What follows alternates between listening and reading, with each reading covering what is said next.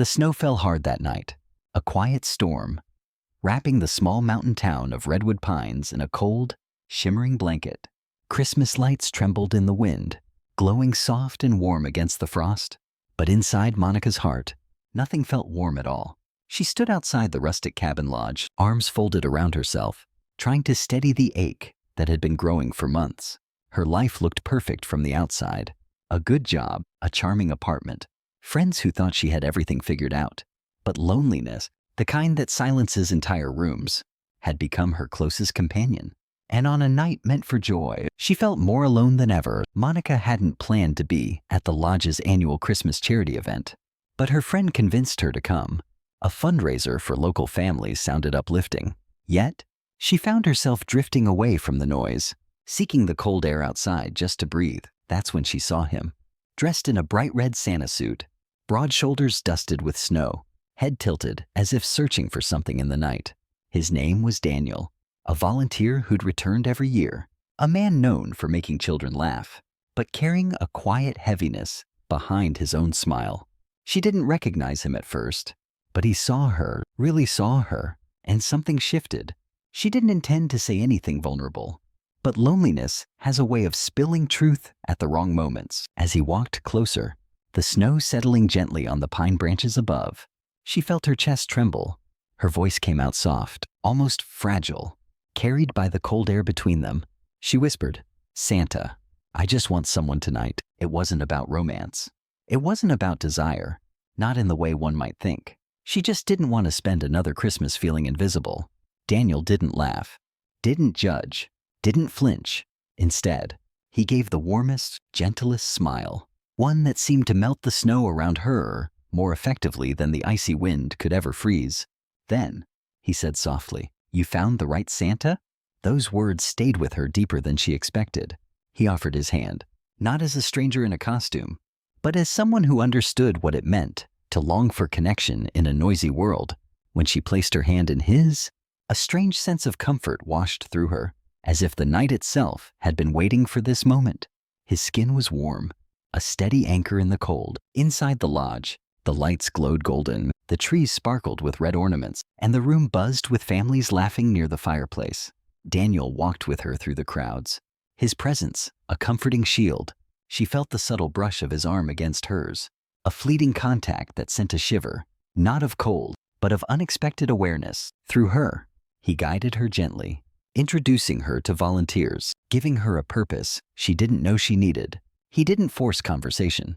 He just stayed beside her, a steady presence, his warmth a quiet invitation. Monica felt something thawing inside, something she hadn't felt in years, the feeling of not being alone. As the evening carried on, she noticed how people lit up when Daniel approached. Children ran to him, tugging at his Santa coat, giggling as he hoisted them into the air. Older volunteers hugged him like he was family. You could feel his warmth from across the room.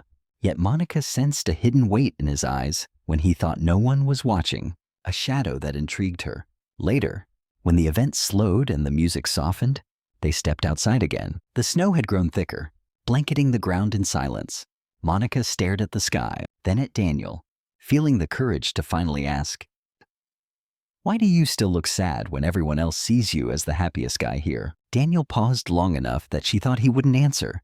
The silence stretched, filled only by the whisper of the falling snow.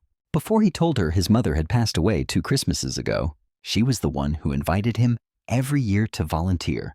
"I come back because this was her favorite place," he said quietly, his voice a low thrum that resonated in the cold air. "I pretend to be strong so the kids don't see the truth, but holidays? They hurt more now." Monica felt her heart tighten. Pain recognizes pain. And suddenly, she understood him more than she'd expected. "I'm sorry," she whispered. "I know how that feels, losing someone, losing parts of yourself with them." He looked at her with a flicker of surprise. Then something softened between them, an unspoken bond formed by grief, loneliness, and the desperate hope that maybe life wasn't done giving them reasons to keep going. The night grew colder, but neither stepped away. They stood close, the space between them shrinking, a subtle current passing between their shared vulnerability. They talked about everything: her fractured relationship with her father, his memories of Christmas mornings with his mother, their fears, Their regrets? Their wishes. Not once did it feel forced. It felt like two lost souls finding warmth in the middle of a winter storm. There was a moment when Monica shivered, and Daniel, without a thought, leaned in, his body momentarily shielding her from the wind. The fleeting intimacy was electric, a small spark of connection that lingered in the chill. As the event wrapped up, Daniel walked Monica toward her car, but before she opened the door, she hesitated. "Thank you," she said, her eyes glossy, catching the faint reflection of the lodge lights. "I didn't realize how much I needed someone to talk to tonight." Daniel brushed snow from his sleeves, his gaze deep and steady on hers. "You weren't alone," he replied, his voice a gentle caress. "You just needed someone to remind you." Then he reached into his Santa coat and pulled out a small red ribbon. "My mom used to say, ribbons are reminders of promises. I think you should have this one. A promise that your story isn't over, and that next Christmas, you won't be standing outside a party just trying to breathe." She stared at the ribbon in her hand. It was simple, soft, but somehow carried the weight of everything she'd been trying to hold together. Tears blurred her vision. She stepped forward, drawn by an irresistible urge, wrapping her arms around him. His arms came around her, carefully, gently, like he understood how easily she could crumble. His scent, a mix of pine and something uniquely his, filled her senses. She could feel the steady beat of his heart against her cheek, a rhythm that calmed the chaos in her own.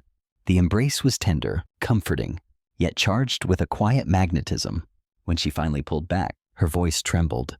"I don't want this night to end." "Then it doesn't have to," he murmured, his gaze dropping to her lips for a fraction of a second before meeting her eyes again. And for the first time in a long time, Monica felt a spark of hope flicker in her chest. They walked through the snow-covered path behind the lodge, passing strings of warm light, hearing faint Christmas music drifting through the air. It felt magical, like a scene out of a winter movie.